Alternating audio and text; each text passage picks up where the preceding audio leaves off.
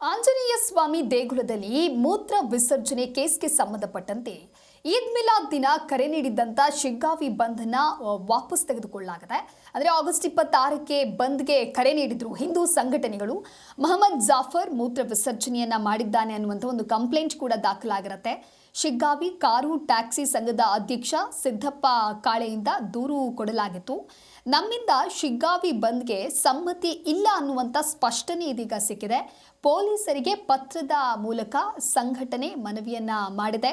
ಈದ್ ಮಿಲಾದ್ ದಿನ ಕರೆ ನೀಡಿದ್ದಂಥ ಶಿಗ್ಗಾವಿ ಬಂದ್, ಆ ಶಿಗ್ಗಾವಿ ಬಂದನ್ನು ಇದೀಗ ವಾಪಸ್ ತೆಗೆದುಕೊಂಡಿದ್ದಾರೆ. ಅಂದರೆ 26ಕ್ಕೆ ಕರೆ ನೀಡಿದ್ರು, ನಾವು ಬಂದ್ ಮಾಡ್ತೇವೆ ಅಂತೇಳಿ ಹಿಂದೂ ಸಂಘಟನೆಗಳೆಲ್ಲವೂ ಕೂಡ ಒಟ್ಟಾಗಿ ಸೇರಿ ಒಂದು ಕಂಪ್ಲೇಂಟ್ ಕೂಡ ದಾಖಲಾಗಿರುತ್ತೆ.